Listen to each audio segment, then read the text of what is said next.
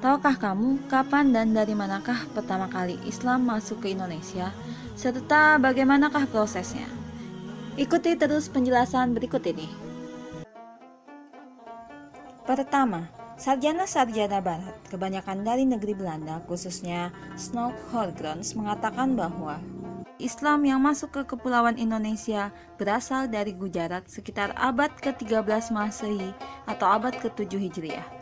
Pendapat ini mengasumsikan bahwa Gujarat terletak di India bagian barat, berdekatan dengan Laut Arab. Letaknya sangat strategis, berada di jalur perdagangan antara timur dan barat. Pedagang Arab yang bermadzhab Syafi'i telah bermukim di Gujarat dan Malabar sejak awal tahun Hijriah atau abad ke-7 Masehi.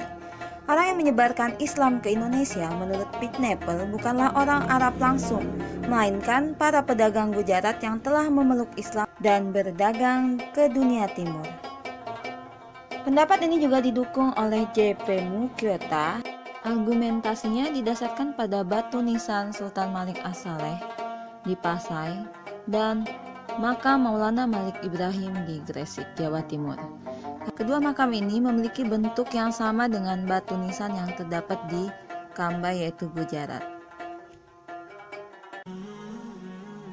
Teori kedua adalah teori yang disampaikan oleh Hussein Jajadiningrat, yaitu teori Persia atau sekarang Iran. Hussein mengatakan bahwa Islam yang masuk ke Indonesia berasal dari Persia atau Iran. Pendapat ini didasarkan pada adanya kesamaan budaya dan tradisi yang berkembang antara masyarakat Parsi dan Indonesia. Tradisi tersebut antara lain yaitu tradisi merayakan 10 Muharram atau Asyura sebagai hari suci kaum Syiah atas kematian Husain bin Ali, yaitu cucu Rasulullah. Seperti halnya juga tradisi Tabot di Pariaman di Sumatera Barat dan Bengkulu. Juga pengaruh bahasa yang banyak dipakai di Indonesia seperti kata bang, abdas, dan mesijid adalah istilah dalam bahasa Persia. Kedua teori tersebut mendapat kritikan dari teori ketiga, yaitu teori Mekah atau teori Arabia. Buya Hamka mengatakan bahwa Islam berasal dari tanah kelahirannya yaitu Arab atau Mesir. Proses ini berlangsung pada abad pertama Hijriah atau abad ke-7 Masehi. Artinya, menurut teori ini, Islam masuk ke Indonesia pada awal abad Hijriah, bahkan pada masa pemerintahan Khulafaur Rasyidin. Islam sudah mulai disebarkan di Indonesia ketika sahabat Abu Bakar, Umar bin Khattab, Utsman bin Affan, dan Ali bin Abi Thalib memegang kendali pemerintahan. Dikatakan juga Islam dibawa oleh para pedagang Arab yang telah memiliki hubungan dagang dengan pedagang-pedagang di pesisir pantai Sumatera.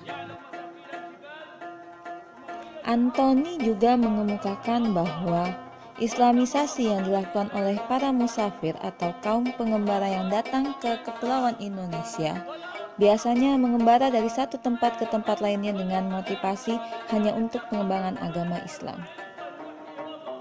Reclebs mengungkap bahwa Islam sudah ada di Asia Tenggara sejak awal zaman Islam.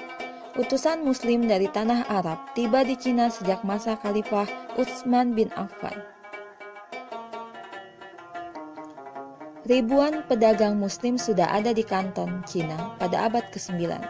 Hubungan antara Cina dan dunia Islam terjalin melalui jalur laut perairan Indonesia.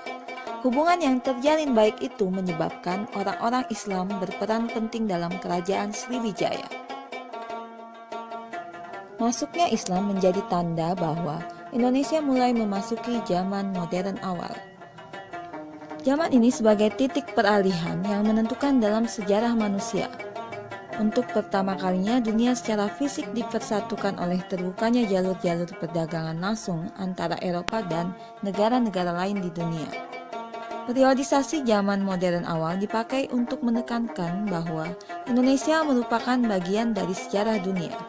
Istilah modern awal berarti tahap ketika Indonesia secara giat saling pengaruh dengan dunia sebagai bagian dari proses modernisasi dan persatuan dunia, meliputi perdagangan, penulisan, dan perubahan teknologi.